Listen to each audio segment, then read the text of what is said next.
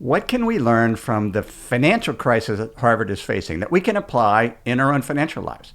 Harvard recently had $2.2 billion of federal funding frozen, blew a hole in their $6.9 billion budget. They've had to take action.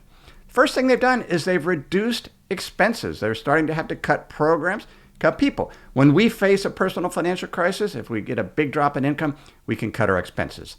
The second thing Harvard is doing is they're tapping their emergency savings. In this case, their $53 billion endowment, of which about $10 billion are reserves. The third thing we can do is we can borrow against assets, and that is what Harvard is doing. They have issued several $100 billion in bonds that are backed by their endowment. We can also borrow money, be it our 401k plan or a home equity line if it's an emergency.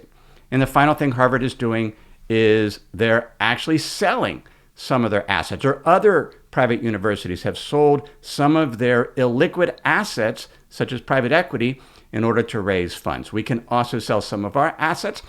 By taking those steps, cutting expenses, borrowing, selling assets, tapping our reserves, we can get through a financial crisis, hopefully get on more sustainable footing, just as Harvard will. What other things can we do when facing a financial crisis?